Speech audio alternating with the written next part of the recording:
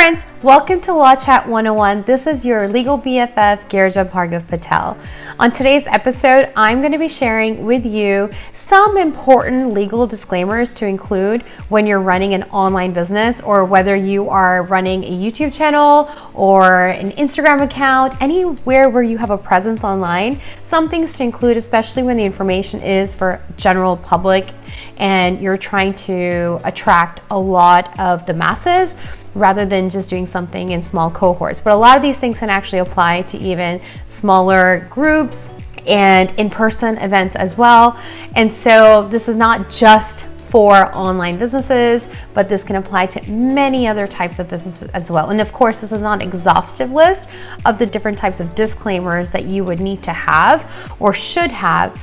And so that kind of takes me to my disclaimer, which is the information that I will be sharing on this episode of Law Chat 101 is for informational purposes only and educational purposes. This may or may not apply to your business. So it's really important for you to talk to an attorney with regards to the content that I'm sharing with you today and what is the most perfect fit for you and your business and how you're running it. So this is, again, all informational purposes only. So with that being said, I also request that you share this information with other people as well in your community, your peers, other entrepreneurs, and other friends that could benefit from this information, because I know it's useful and I know there's a lot of questions about these out there. I know my own clients come to me about this stuff as well. So share the love and tag me while you're doing it. Tag GBP Law, tag Law Chat with Girija, so that way they know where to get more of the information. And subscribe if you haven't subscribed yet,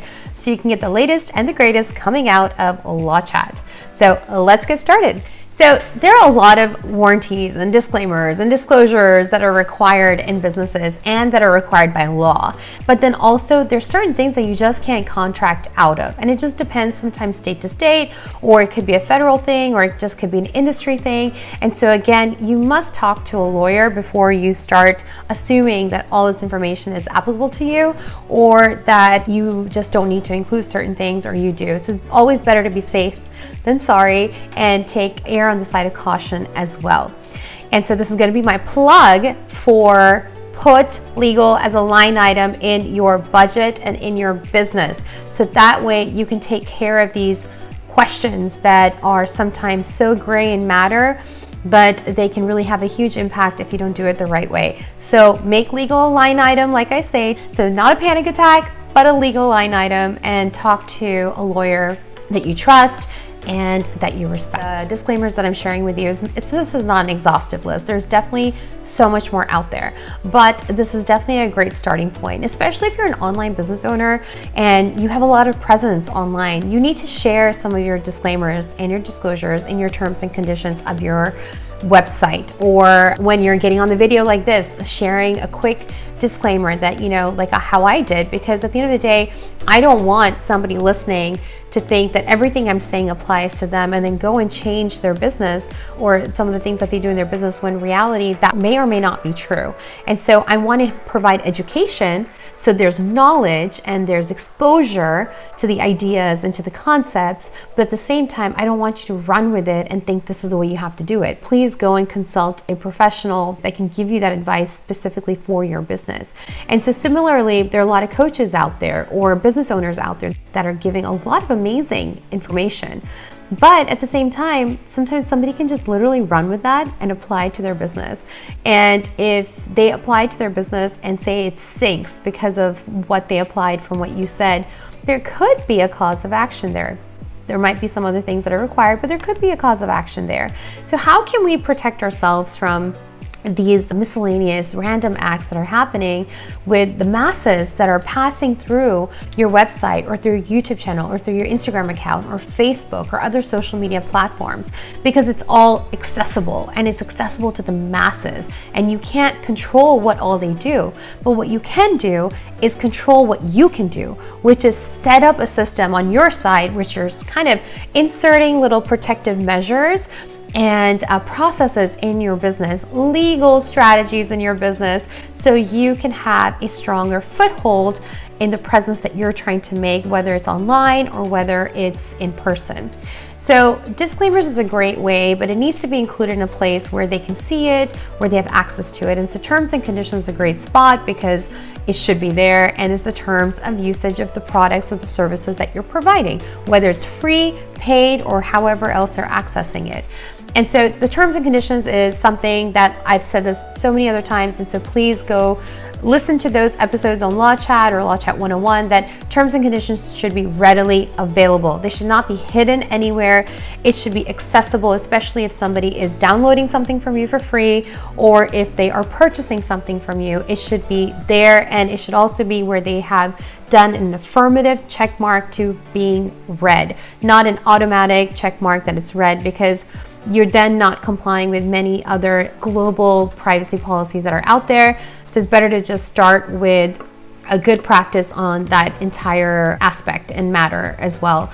And so affirmative check marks are happening for the terms and conditions when somebody is purchasing something in their cart or when they're downloading something for the privacy policy as well. I cannot reiterate that enough. So if you're not doing that yet, go to your website developer. If you're your own developer, put that in there because it's essential. And in the terms and conditions where you're going to be having and harboring your disclaimers, your disclosures, and all of those things. So one of the first things that you want to have in there, especially if you are somebody who is giving any type of coaching advice, whether it's health, any type of accounting professional, health professionals, legal professionals, or any other type of professional advice, or even if it's borderline professional advice, especially any type of coaching advice, business advice, you want to give a disclaimer that at the end of the day, the information that you're sharing is for entertainment and educational and informational purposes only. It is not meant for anything else, and it can apply to many different businesses, and so it's very generic in nature, and it doesn't specifically talk about any one particular business. It could be an industry, but not one particular business, and so it's generic in nature. And so if you have that disclaimer out there, you're kind of letting them know that, listen, I might be a professional, I might have all the degrees and the letters behind my name, but I don't know all the details about your business. I don't know about where you are specifically. And so the information I am sharing is important, and I want you to learn about it, but I also want you to go seek a professional who can really guide you in the right way and make sure that this actually applies to you, and so you can implement into your business. And if not, then hey, kudos to you. You don't need to do it. But with that being said, you don't have somebody coming to you and saying, oh my gosh, you told me this, and you're a doctor or you're a lawyer or you're an accountant and a CPA, and I did these changes. And so this kind of helps put that clear line, demarcation of this is not meant for you to go and run with and apply. This is meant for you to just take it in, consume it, and now apply it in a way that is safe, it's educated, it's been discussed and deliberated with the right people who know about your business. Number 2 disclaimer is that you don't want to have to guarantee any type of outcomes. So please don't guarantee outcomes, because you can't do it. Legally, you can't do it. It's illegal. Don't do it. It's against the FTC policies also and the rules. Don't guarantee outcomes. Don't guarantee that I promise you 6 figures by the end of the year, and then just say, and if not, then I'll give you your money back. So don't guarantee stuff, because at the end of the day, it's hard, right? You cannot promise what the person that is listening to you will do with the information that you're sharing. You don't know what they're doing in their home or in their businesses, and you don't know how they're doing it and how they're implementing the information. So whether it's a paid group, even a membership, do not guarantee any outcomes per se. Now you can have, if you're not satisfied, money back.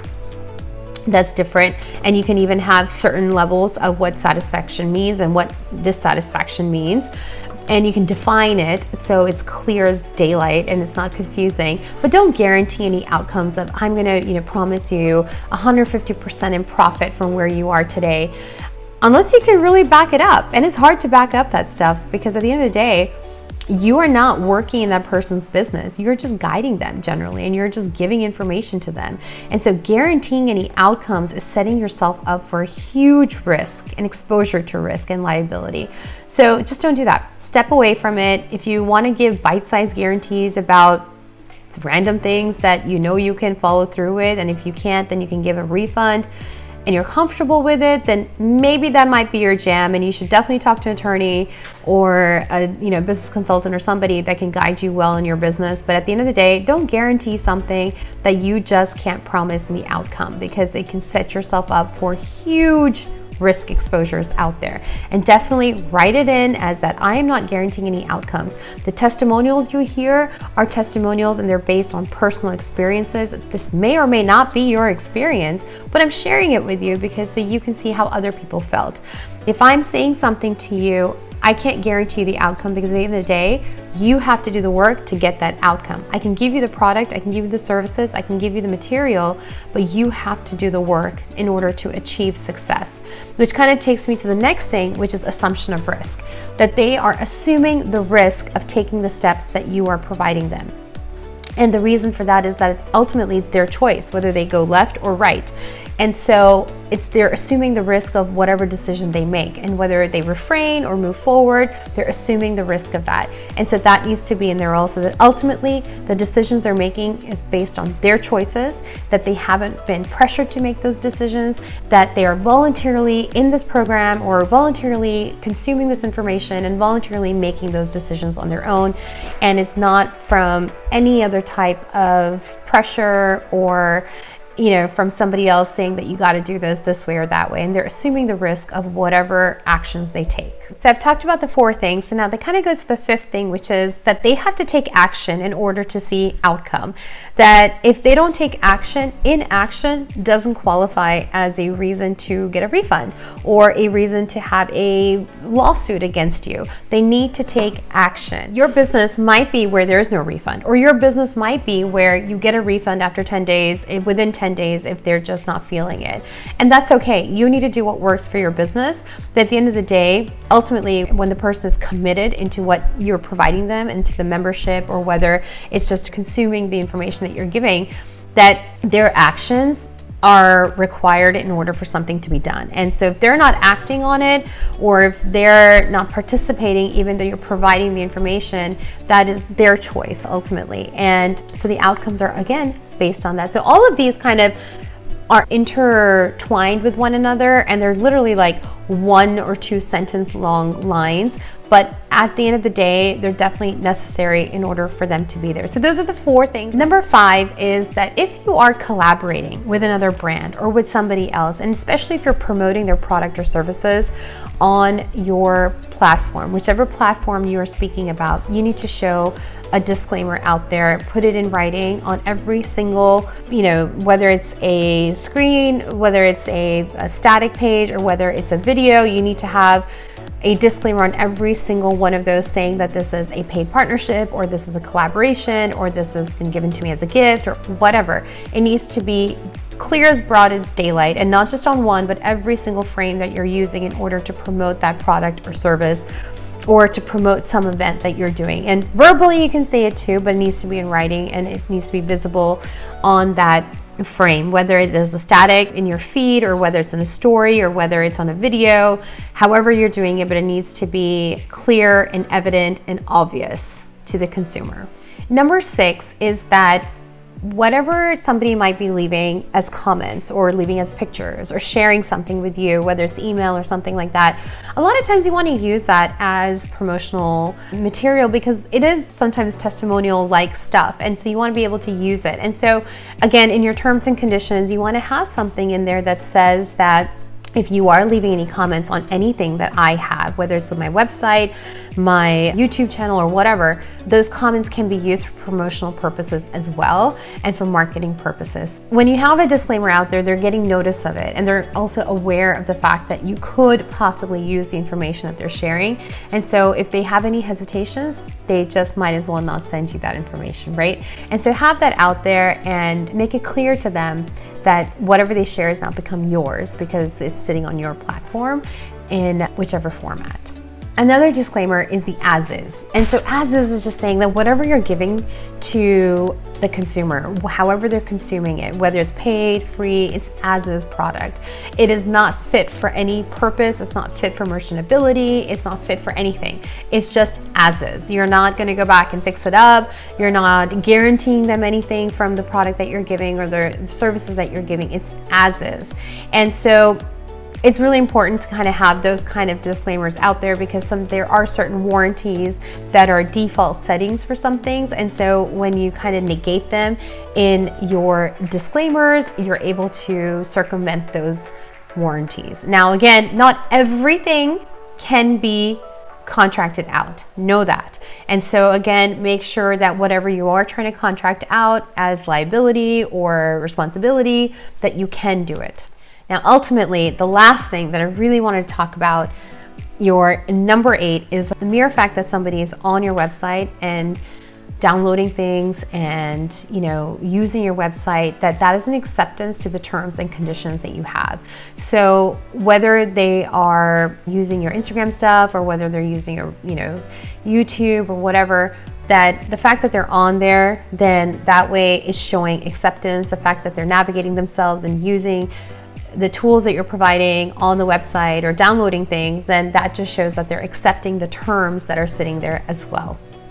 So these are the quick, very high level, zoomed out, what kind of disclaimers that you should have for most businesses. Now, this is definitely not an exhaustive list. Like I said earlier, this is absolutely a little bit more high level, and there might be something that's more particular to your business or to your industry. And so definitely go seek a legal professional out there that can actually help you with this as well. But I hope this was helpful, and share the love. Please, this is the only way other people will get this information and be able to apply it to their businesses as well. So share the love, tag GBP Law, tag Law Chat with Girija, DM me, leave a comment, tell me what you're thinking, and I want to know what your business is like and some of the disclaimers that you might be using right now. I'd love to hear about it. Until next time, to catch the latest and greatest, subscribe, and I will see you later. Bye.